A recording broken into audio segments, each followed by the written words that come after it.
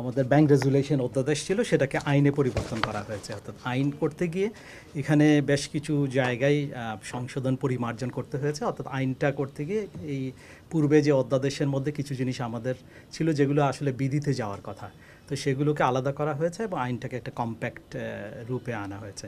যে আইনে একটা বিষয় ধারা আনা হয়েছে সেটা হচ্ছে 18 ক, এটা একটা নতুন সংযোজন করা হয়েছে। তো সেইটা আসলে যেটা সংযোজন করা হয়েছে সেটা মূল উদ্দেশ্য হচ্ছে আমরা কিছু অল্টারনেটিভ রেজুলেশন অপশানকে আনা। অর্থাৎ আগে এখানে যে রেজুলেশনগুলো উইদিন লিমিটেড ছিল, আইদার লিকুইডেশন করতে হবে অথবা ব্রিজ ব্যাংক করতে হবে অথবা তৃতীয় পক্ষের নিকট দিতে হবে।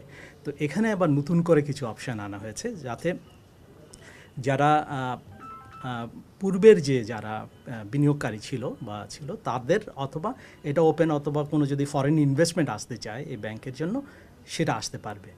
অর্থাৎ পুরনো বলতে বুঝিয়েছে যেখানে যাদের নামে সব পরিচালকরা তো আর আসলে যে যে তাদের সমস্যা আছে বা তাদের বিরুদ্ধে অভিযোগ আছে তা না। এই ধরনের যারা পরিচালক আছে যাদের বিরুদ্ধে কোনো অভিযোগ নাই, তারাও চাইলে এটা এই অর্থের সংস্থান করতে পারে। অর্থাৎ এখানে যেই অপশানগুলো ওয়ার্ল্ড ওয়াইড প্র্যাকটিস হয় সেটা বেইলিন বলি আমরা, বেইলিনের অপশানগুলো এটা আনা হয়েছে।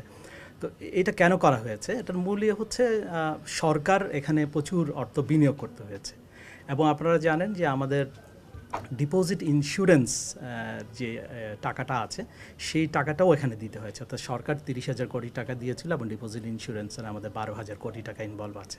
তো এইটা সরকারের যে অংশগ্রহণটা সেই দায়টা কমানোর জন্য আমরা চাচ্ছি কি প্রাইভেট সেক্টর ইনভেস্টমেন্ট খুঁজে হচ্ছে। অর্থাৎ কেউ চাইলে প্রাইভেট সেক্টর ইনভেস্টমেন্ট হিসেবে এটা দিয়ে সরকার এখান থেকে চলে আসতে পারবে। এটা করার মূল আরও একটা কারণ হচ্ছে এটাকে এই সমাধানটা বাজার ভিত্তিক করা। অর্থাৎ আইনের মধ্যে আগে বাজার ভিত্তিক ছিল না, এটা এখন বাজার ভিত্তিক হবে। অর্থাৎ এটা মার্কেট মেকানিজমের মাধ্যমে এটা নতুন ব্যাংকটা পরিচালিত হবে এবং নতুন ব্যাংকটা এস্টাবলিশ হতে পারবে। যেখানে আগে পুরোপুরি সরকারের উপর ডিপেন্ড করতে হতো, এখন সরকারের সেই ডিপেন্ডেন্সটা কমে যাবে।